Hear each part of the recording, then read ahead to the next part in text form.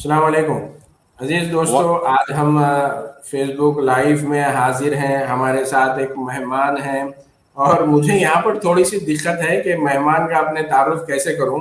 हमारे फेसबुक पर वो दोस्त भी हैं, लेकिन जो चीज़ जिस तरह से मैं तारुफ करवाना चाह रहा हूँ, जो बुनियादी तारुफ वो ये है कि जिस वक्त हम अखबार पढ़ना शुरू किए थे या कॉलेज के दिनों में जब हम अखबार पढ़ा करते थे, उस वक्त इन साहब के मज़ामीन को, रिपोर्ट्स को और तस्वीर को हम अखबार में देखा करते थे।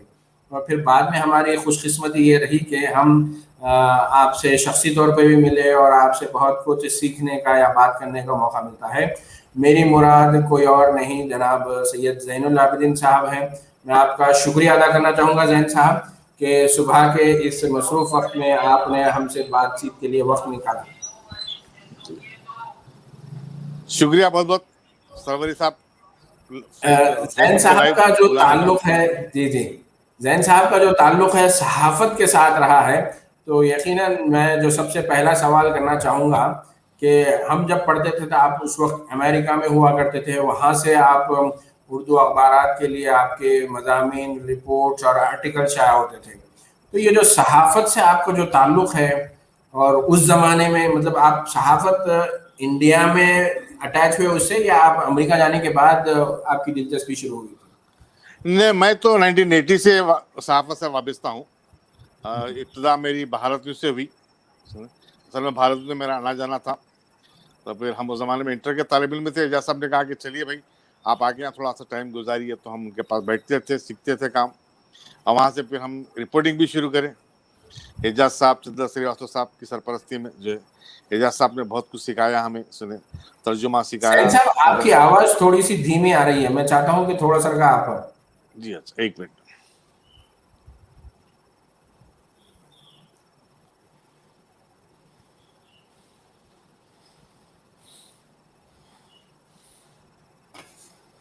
जी, अब कैसी आ रही? बेहतर है जी। जी, अब बेहतर, अब बेहतर। जी जी जैन साहब, आपने तो बताया कि आप अपना सहाफती कैरियर जो है वो भारत न्यूज़ से शुरू किए थे। जी, भारत न्यूज़ से शुरू किया, और बहुत सारे लोग भारत न्यूज़ से अपनी इब्तदाई कैरियर शुरू किए हैं। इसमें जब्बार सिद्दीकी साहब हैं, खुरम नफीस साहब हैं, जो आरिफुद्दीन सलीम है, ये नामवर साहब ने भी वहाँ से जो है अपना कैरियर शुरू किए हैं।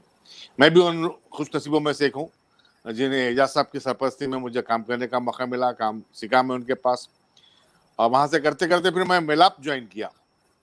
जी मिलाप में सब एडिटर रहा मैं जी, तकरीबन 5 साल मिलाप में रहा मैं जी। जी जी। तो उसके बाद फिर उर्दू के कुछ साथ अरसे के लिए साथ, मुस्लिम पे काम किया। जी जी, उसके बाद कुछ अरसे के उर्दू लिए के मुस्लिम साथ में काम साथ आपको हिंदी का भी तजुर्बा रहा। जी। मैं थोड़ा सा का यही डाउटफुल हूँ आपकी आवाज़ के लेवल को लेके कि आप थोड़ा सा का माइक जो है वो थोड़ा करीब रख लें, तो आपकी जी आवाज़ का जो लेवल है जी शायद जी। वो। अभी आप कैसा है? आवाज बेहतर आ रही है? और थोड़ा सा देखिए आप अगर कुछ कर जी सकें तो। अच्छा, मैं पहले की तरह कर देता हूँ, एक मिनट। अब बेहतर है? जी। जी जी।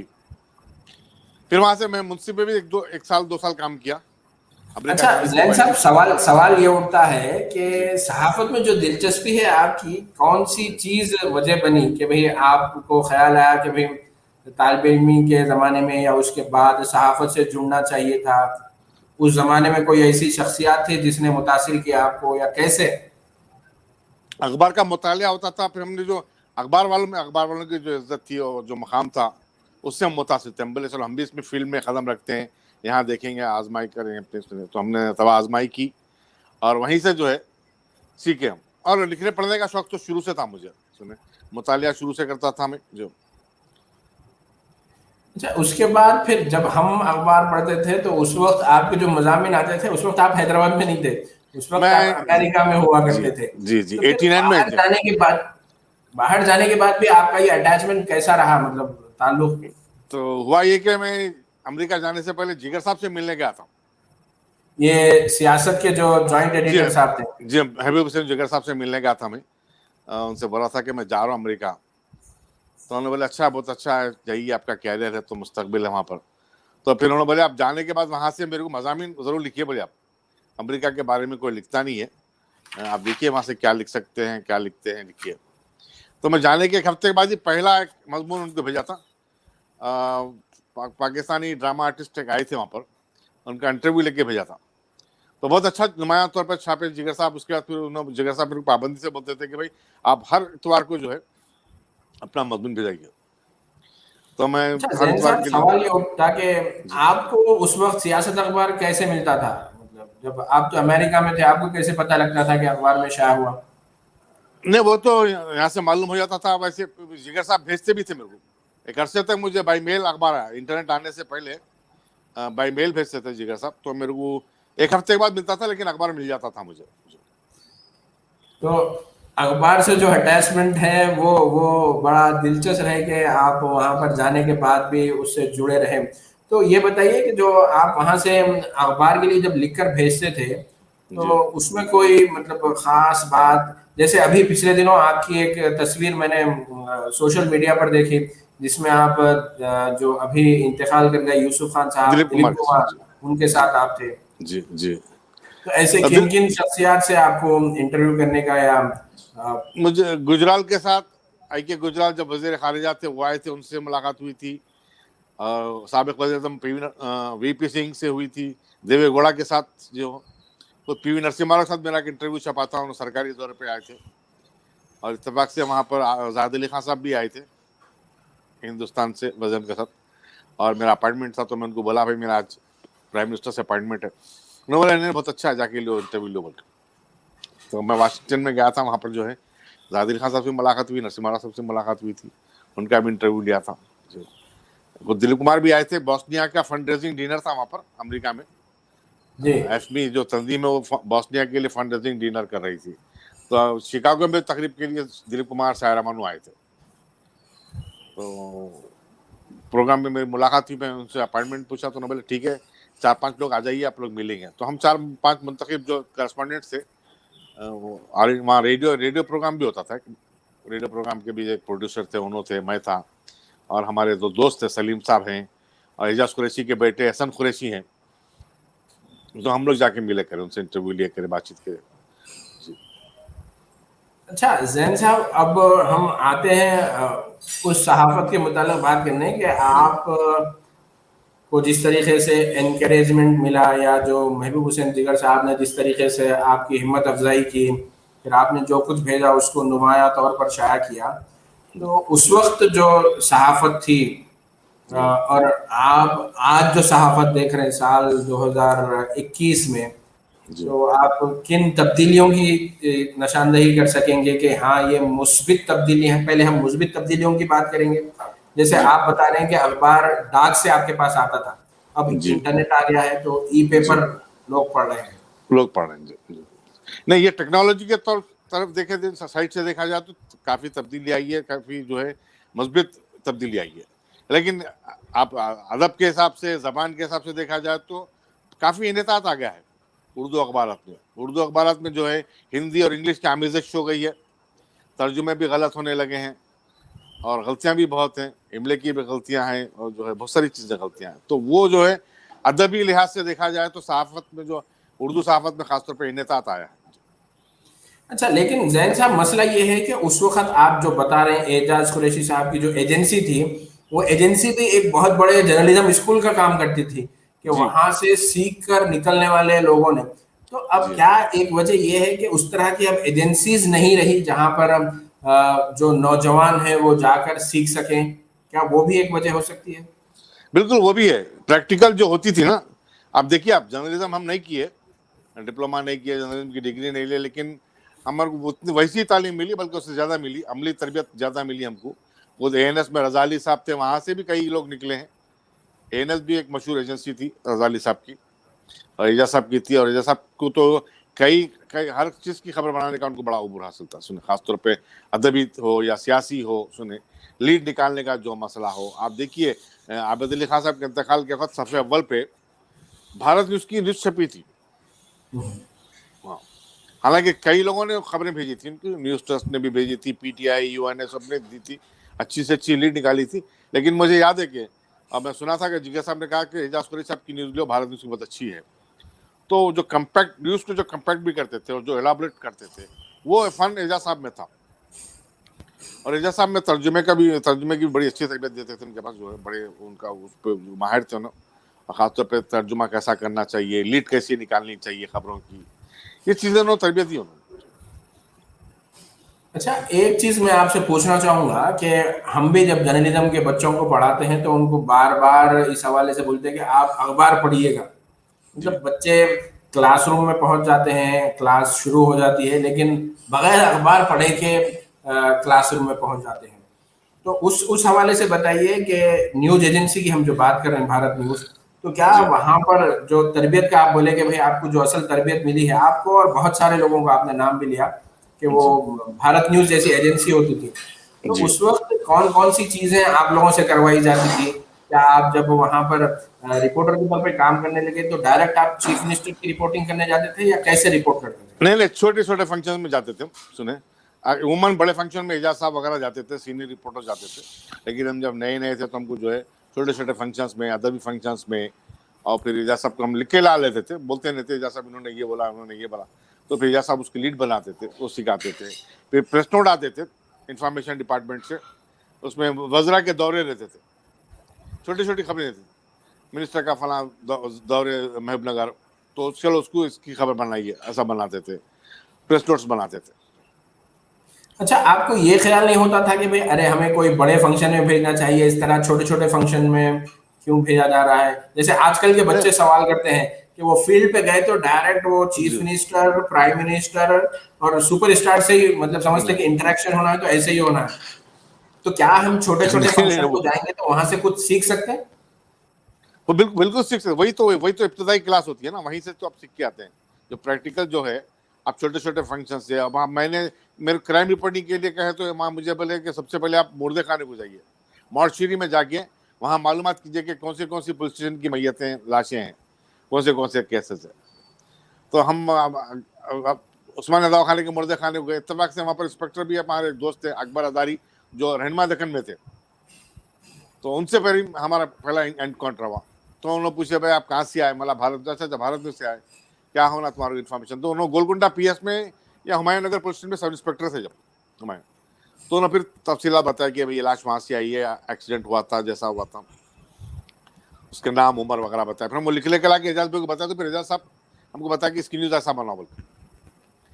अच्छा जैन साहब, एक और सवाल आ रहा कि उस वक्त जो सहाफी फील्ड पर जाते थे, क्या जी ऐसे ही अपनी गाड़ी पर प्रेस लिखे और चले गए, या जिस तरीके से आज हम देख रहे हैं जी सहाफी यूट्यूबर भी अपने आप को सहाफी कहता है, और मतलब जो छापा खाने में काम करता है वो भी अपनी गाड़ी पर प्रेस, मतलब जिस तरीके से जो आप मैं मतलब ये कि अमली तौर पर ऐसे ही हो रहा है ना, हर कोई जी अपने गाड़ी पर प्रेस लिखा लिया है, सहाफी समझता है। तो उस नहीं, वक्त जब कैसा था माहौल? सहाफियों की तादाद भी कम थी। देखिए, आप बड़े बड़े फंक्शन में भी जाते तो हम जो है 25-30 सहाफी होते थे, मुख्तलिफ जबानों के, तेलुगु के, इंग्लिश के, उर्दू के। और इंफॉर्मेशन डिपार्टमेंट से गाड़ी निकलती थी कहीं भी जाने के लिए, प्रेस कॉन्फ्रेंस के लिए, फंक्शन कवरेज करने के लिए। प्रेस क्लब से जो है प्रेस इंफॉर्मेशन की गाड़ी होती थी, वहां से प्रेस वालों को ले आते थे। तो हमारा पहले इंट्रोडक्शन भी करा दिया जाता था इंफॉर्मेशन डिपार्टमेंट में, जो पीआरओ होते थे, तो फिर उनसे बता देते थे। फिर एक्रेडिशन कार्ड भी था, बाद फंक्शंस के लिए एक्रेडिशन जरूरी था। जो हाई सिक्योरिटी के फंक्शंस होते थे, जैसे प्राइम मिनिस्टर का कवरेज है, प्रेसिडेंट का कवरेज है, तो वहाँ सिर्फ एक्रेडिटेड करस्पॉन्डेंट्स के लिए था। तो वहाँ पे एजाज साहब जाते थे। फिर हमको जब एक्रेडिटेशन मिला तो हम जाने लगे। आज की तरह नहीं था। आज की तरह जो है, आप देखिए कितना क्राउड होता है। सुनिए, ऐसा लगता है कि प्रेस कॉन्फ्रेंस नहीं, जल से आम है। अच्छा, आप नहीं समझते कि ये क्राउड बड़ा है तो दरअसल ये ग्रोथ हुई है जर्नलिज्म की या सहाफत की? ग्रोथ नहीं देखते आप इसको? नहीं, मगर मियार भी तो गिर गया है ना। आप देखिए सहाफियों की क्या इज्जत है, बताइए आप। To be honest with you, अब देखिए लिफाफा इंडस्ट्री बन गई है सहाफत। अब जो अखबार जो फंक्शन में जा रहे हैं, वो लोग मतलब ये तवक्को रखते हैं कि भाई आप कुछ हमको देंगे फंक्शन के लिए। कवरेज भी नहीं करते हैं, लेकिन मुतमन्नी रहते हैं कि लिफाफा मिले।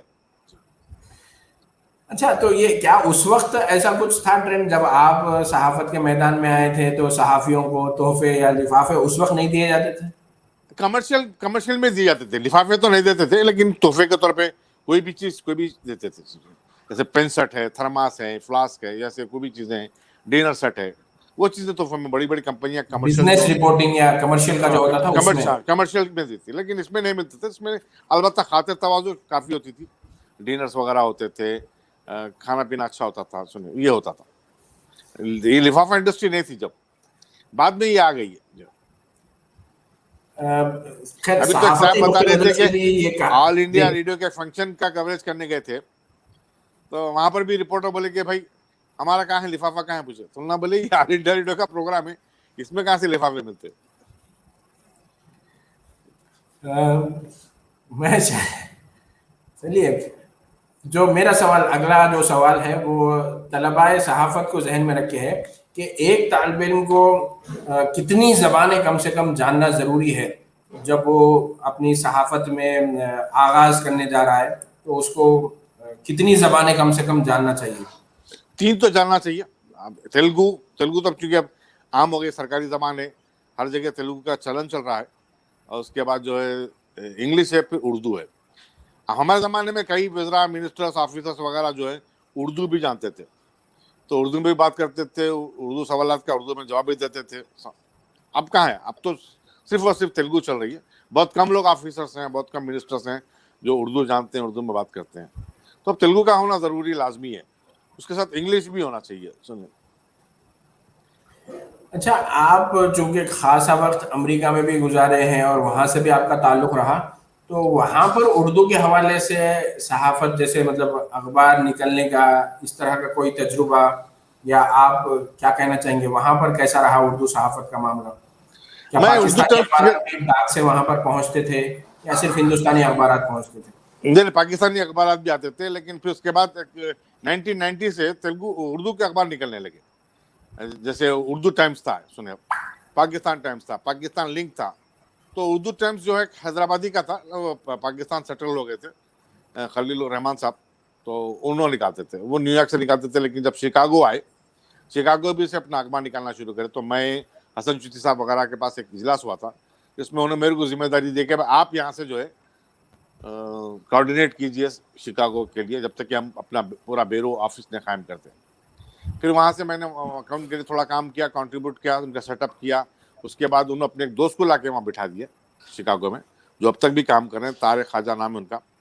अब मुझे बोले कि आप भारत की खबरें दिया कि जब हिंदुस्तान के बारे में खबरें दीजिए, आपको मज़ामिल कीजिए।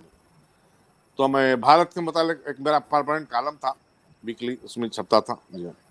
यहाँ के जो लेटेस्ट अपडेट होती थी, जो खास खबर होती थी, उसके ऊपर मेरा मजमून वगैरह रहता था, तो छपता है। और वहाँ पर उर्दू अखबार हो, इंग्लिश अखबार हो, तो जो कम्युनिटी अखबार होते हैं, जैसे इंडिया अब्रॉड है और न्यूज़ इंडिया है, ये अखबार आते हैं। और आपके इंडिया पोस्ट अखबार है, इंडियन कम्युनिटी का अखबार थे, इंग्लिश अखबार आते हैं। तो ये अखबार फ्री में डिस्ट्रीब्यूट होते हैं। उर्दू टाइम्स वगैरह भी फ्री में मिलता है, तमाम दुकानों पे, ग्रोसरी स्टोर्स पे यहाँ वहाँ रखते हैं और लोग ले लेते हैं। उनका जो रिवेन्यू है वो एडवर्टाइजमेंट से आता है। तो अच्छा मियारी अखबार अभी भी आप ऑनलाइन देख सकते हैं, उर्दू टाइम्स अखबार है जी। अब वो 7 जगह से निकल रहा है, शिकागो से, न्यूयॉर्क से, वाशिंगटन से, डालस से। तो उसमें भी मैं काम कर, वहाँ पर भी काम करने का अंदाज ये था कि भाई तकरीबन खबरें यहाँ कंपाइल होती थी, पाकिस्तान जाती थी फाइल, पाकिस्तान से प्रिंट होकर आती थी। जैन साहब, आपने बाज़ मसाइल की निशानदेही की कि मौजूदा दौर की जो उर्दू सहाफ़त है उसमें तकनीकी एतबार से अखबार ने तरक्की की है, लेकिन मवाद के एतबार से हाँ, कंटेंट के बहुत सारी चीज़ें ऐसी है कि उस पर तवज्जो दी जाने की ज़रूरत है। जी। तो आप आगे का मुस्तकबिल कैसे देख रहे हैं? जैसे अभी कोरोना का जो कोविड पीरियड था, उसका भी अखबारात पर, खासतौर पर उर्दू अखबारात पर असर पड़ा है। खरीदारों की तादाद एक बड़ा मसला है, क़ारीन की घटती हुई तादाद एक मसला है, और फिर उसके बाद अहम मसला अखबारात में काम करने वाले लोगों की ज़बान और बयान के हवाले से जो आमतौर पर शिकायत आती है या हो रहा है। जी, तो आप मुस्तकबिल क्या देखते हैं? सबसे बड़ा चैलेंज अब क्या है, और फिर आगे का मुस्तकबिल उर्दू सहाफ़त का? अब मेरे हिसाब से तो 10-15 साल अखबार इसी तरह चलेंगे, अगर ये चलन रहा तो। उसके बाद क्योंकि उर्दू के खाली कम होते चले जा रहे हैं। आप देखिए, लोग दावा करते हैं कि भाई हम 1 लाख लोगों को उर्दू सिखा दिए, अखबार की भी शायद क्यों नहीं बढ़ी? बताइए आप समझ रहे हैं मेरी बात? जी। जी जी। उर्दू दानी के इम्तिहानात के जरिए, अदबी ट्रस्ट के, उर्दू अदबियात इदारे की तरफ से जो है एग्जाम्स होते हैं, लोग शरीक होते हैं, फिर उर्दू पढ़ते क्यों नहीं है, उर्दू अखबार खरीदते क्यों नहीं है? अब हर घर में इंग्लिश अखबार दाखिल हो चुका है। अब देखिए आप क्यों हुआ कि हमारे पास उर्दू का अखबार में कंटेंट नहीं होता है, और बेशतर कंटेंट वो होता है जो ऑलरेडी टाइम्स ऑफ इंडिया में, हिंदू में और क्रॉनिकल में छपा हुआ होता है। तो हमारे जो नई नस्ल है वो देख रही, कंपेयर कर रही कि आप किस मियार के हैं। हर चीज आदमी अच्छी चीज चाहता है, जब खरीदता है तो बोलता है कि बस माल भी अच्छा हो उसका। अब आपके पास उर्दू अखबार में कंटेंट क्या होते हैं सुने, अब फिर जो है खबरें भी कवरेज नहीं था, उसमें भी पार्टीशन है, बयास है। आपकी खबर आती है, मेरी खबर नहीं आती है। अखबार को नहीं होना चाहिए, अखबार को तो सबकी खबरें देना चाहिए। फंक्शंस का कवरेज नहीं होता है, बाद अहम फंक्शंस उर्दू अखबार कवरेज नहीं करते। ये तो आप ये समझ रहे हैं कि अगर हम मवाद पर तवज्जो दें, खबरों के मेयार पर तवज्जो दें और ताज़ा तरीन खबरें, और सबसे अहम बात जो आपने कही गैर जानिबदारियत, अगर ये बरकरार रखी जाती है तो सरवाइव हो सकते हैं अखबार। सही है, बिल्कुल हो सकते, बिल्कुल हो सकते। अब आप फंक्शन कर रहे हैं, आप इतना बड़ा फंक्शन कर रहे हैं और आपकी रिपोर्ट ही नहीं आ रही अखबार में, सुनिए। अब जो फंक्शन में शरीक हो वो भी तवक्को रखता है कि मैं दूसरे दिन अखबार में रिपोर्ट देखूंगा कैसी छपी क्या है। देखिए आप नहीं छपती, क्योंकि वो आपका फंक्शन है, नहीं छपती। रेवंत रेड्डी का छप जाता है, रेवंत रेड्डी का क्या रिलेटेड है बताइए, उसकी खबर को आप प्ले डाउन करना चाहिए। आपके जो फंक्शन है, जो अपने इंटरेस्ट का, जो उर्दू इंटरेस्ट का है, मुस्लिम इंटरेस्ट का है, वैसी खबरों को आप ज्यादा देना चाहिए कवरेज। ये जो जिगर साहब की पॉलिसी थी, वो पॉलिसी से बिल्कुल नेराफ कर रहे हैं उर्दू अखबार। खुद महमूद अंसारी साहब भी देखिए आप, छोटी छोटी खबरें भी बढ़ावा देते थे, तो वो चाहते थे कि रीडर को मुतमईन करें।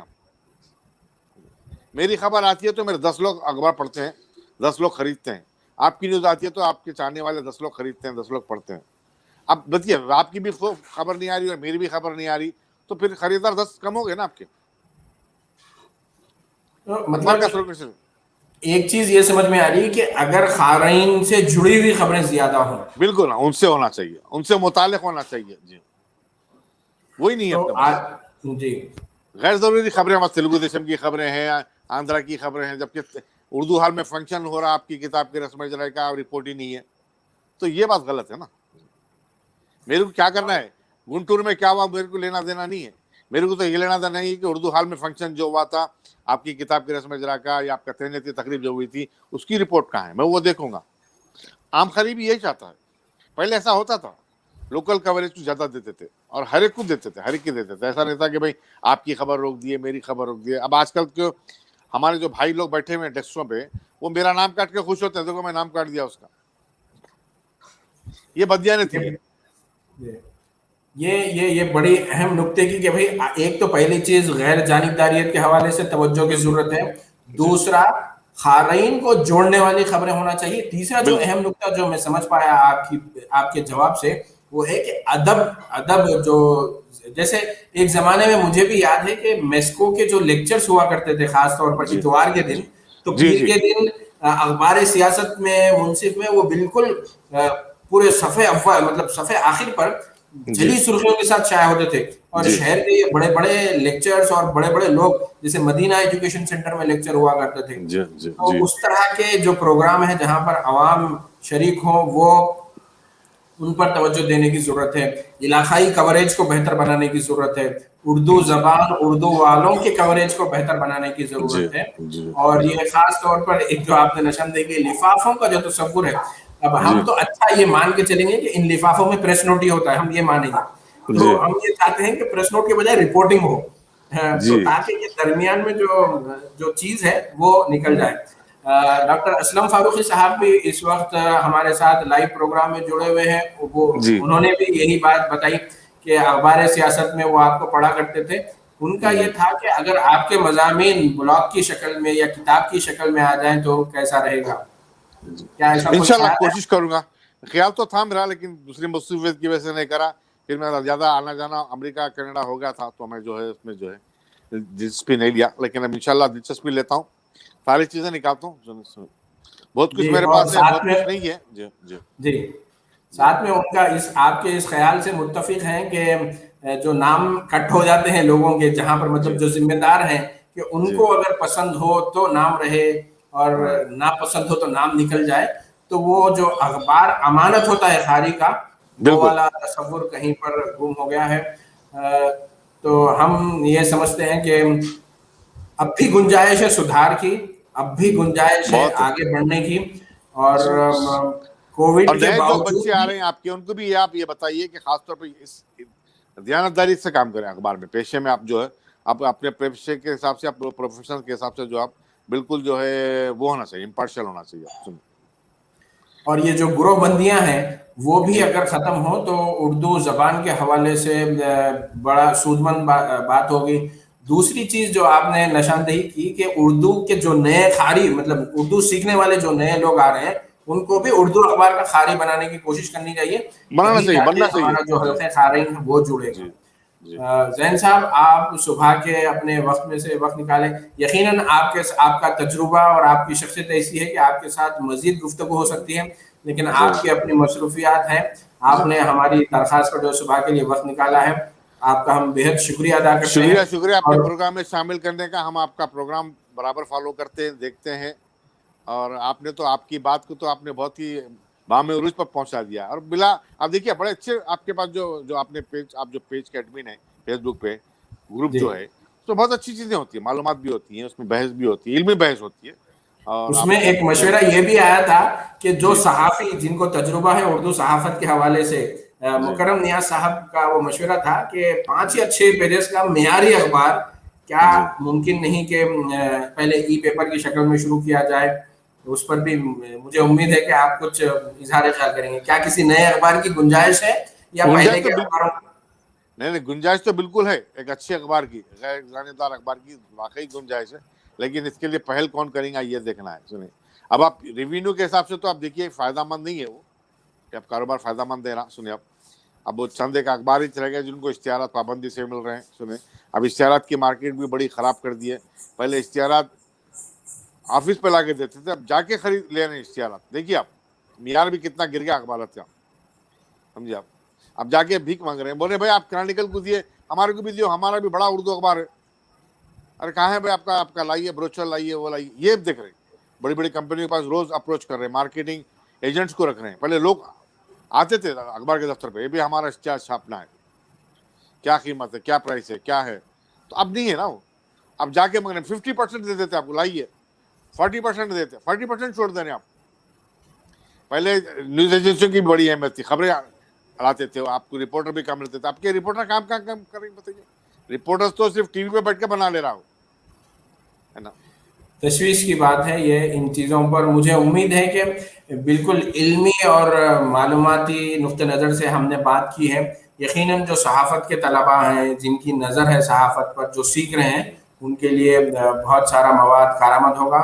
एक मरतबा फिर आपका भाई बेहद आपका शुक्रिया। भी काफी तजुर्बा है, मैं समझता हूँ आपके तजुर्बे से भी बहुत कुछ सीखेंगे, सुने, और जी बहुत जी, कुछ बेहद सीखना चाहिए शुक्रिया, हमको। बेहद जी शुक्रिया, जी जी जी जी। बेहद शुक्रिया जैन साहब। इंशाल्लाह शुक्रिया फिर। सब, जरूर जरूर, अस्सलाम वालेकुम। इंशाल्लाह। वालेकुम सलाम।